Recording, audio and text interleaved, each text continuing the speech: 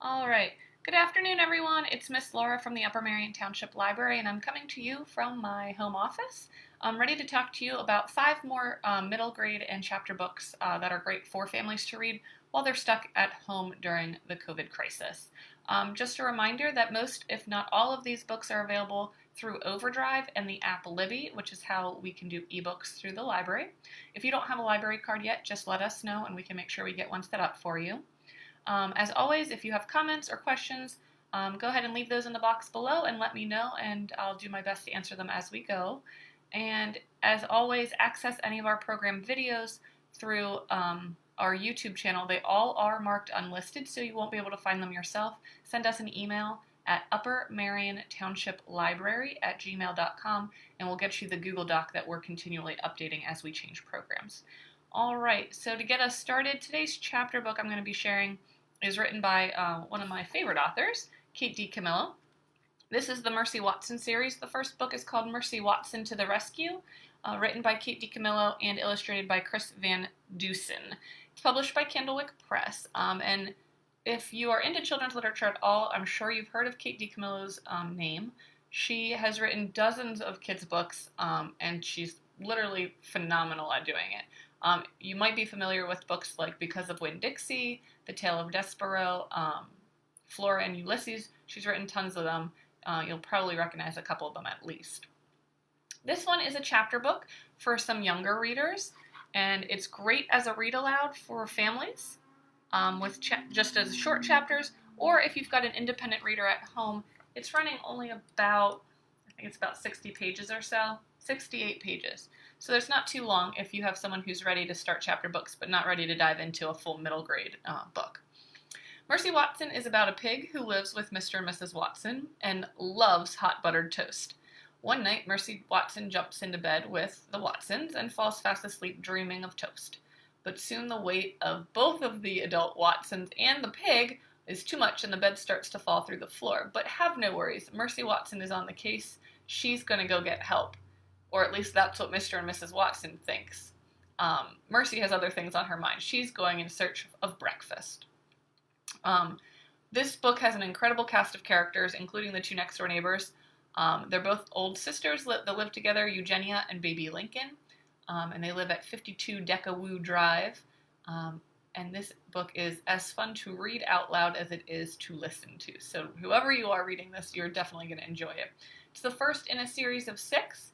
And then Kate DiCamillo has also written a spin-off series called Tales from Decawoo Drive, which has even more great books in it. So if you like Mercy Watson and the characters in the neighborhood, you'll see some more characters as well.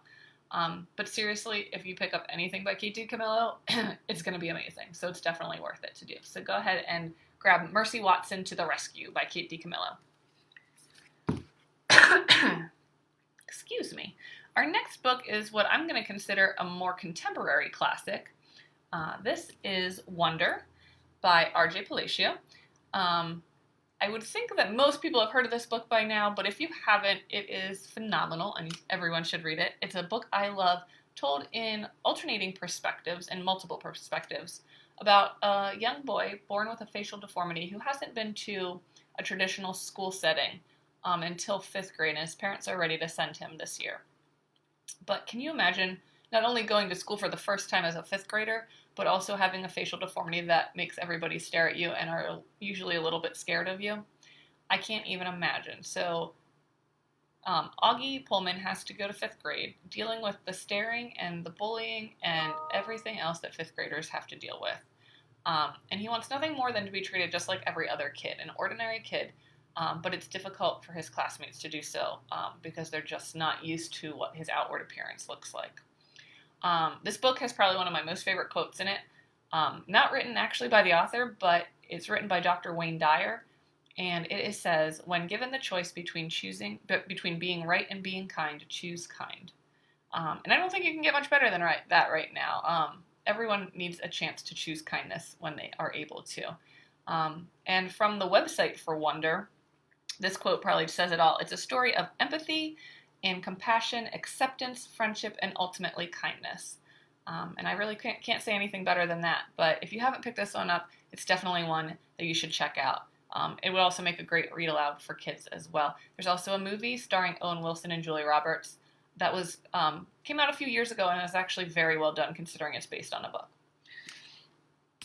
All right, our third book this afternoon is called Inkheart, and I believe the author pronounces her name Cornelia Funke, I believe. It's a European last name, and I can never remember how to pronounce it, and I should have double-checked before I started this. This is published by Scholastic, and this one is a little bit of a doozy. It's thick. It's 563 pages, and this is a paperback, so it's quite large. It's really long, but it is so well done. And let me tell you, if you've watched the movie, put it out of your mind because it is not the best interpretation of this book. The book is so much better than the movie, so ignore the movie completely or look at it and see what you think, but the book is 1,000 times better in my opinion. Maggie's father, Mo, is a book doctor. He binds and restores old books, but he also has secrets that he doesn't share with Maggie, and he does that to keep her safe. But when he is captured from home, Maggie must do everything in her power to get him back, and so she learns that she may have more power than she ever realized, with a little bit of magic involved. This book is filled with adventure and magic and is definitely a page-turner as long as it is. It would make a great read-aloud if you're willing to do it, but it's also available in audiobook, and I know some of my colleagues have listened to it in audiobook and absolutely loved it, so that's another option for you as well. And like I said, there is a movie, but I don't think the movie did the book justice. The book is just so good, and I don't think they were able to take everything that the book has to offer and be able to squeeze it into a movie, so I think that might be what happened with it. But this book is great. It is part of a trilogy, so if you like this one, there are 2 others that follow. So that is called Inkheart by Cornelia Funke. All right, my next one is a fantasy middle grade novel, and for those of you who haven't been following or are unsure, middle grade novel is for ages 8 to 12 with characters that are usually, protagonists are 11 or 12 usually. As always, it's something that you just need to, peruse and double check for yourself to make sure that you feel comfortable giving it to your kids, but this one is one that I love. This is called Sal and Gabi Break the Universe, written by Carlos Hernandez, published by Disney Hyperion, and it's actually part of the Rick Riordan Presents imprint. Rick Riordan is the author of the Percy Jackson series, so if you're familiar with that, a lot of kids love his books. And so he got through Greek mythology, Roman mythology, Norse mythology, and I think he did even some Egyptian mythology. And then he decided that rather than trying to write with other mythologies in mind, he wanted to create an imprint that allowed underrepresented authors who write in a similar style to this type of book to allow their chance to shine and have their voices heard. So then he started gathering up authors from different cultures and asking them to write under his imprint. So this is one of those options. They've done books from all over the world, and they're usually very well done, always fast-paced, engaging, and really, just pull the reader in. So if you have someone who's a little bit more of a reluctant reader, this is a great series. And anything in the Rick Riordan Presents. This one is about Sal and Gabi. Sal is always getting into trouble at school. In fact, he's in the principal's office for the 3rd time in a week when he sees Gabi, the student council president and editor of the school newspaper. Sal sees himself as a talented magician, but Gabi doesn't miss a trick. And when she learns that Sal has the power to manipulate time and space, she takes it in stride because he might be able to just help her newborn brother, who's in the hospital. Not only is this a story filled with action and adventure, but it also has a lot of heart. Sal has type 1 diabetes, which you don't see in characters very often in children's books, and I really loved that it was woven so seamlessly into this storyline. But it's always present, just like the chronic health condition is in real life. So it's something he has to manage even while he's breaking the universe and putting it back together again. I love this story, and like I said, many of the other ones that come in the Rick Riordan Presents imprint are so good, especially for those kids who love to read the mythology books. This is mythology that you may not have heard about. This one specifically is based in Cuban folklore and mythology, and it's not something you find very often.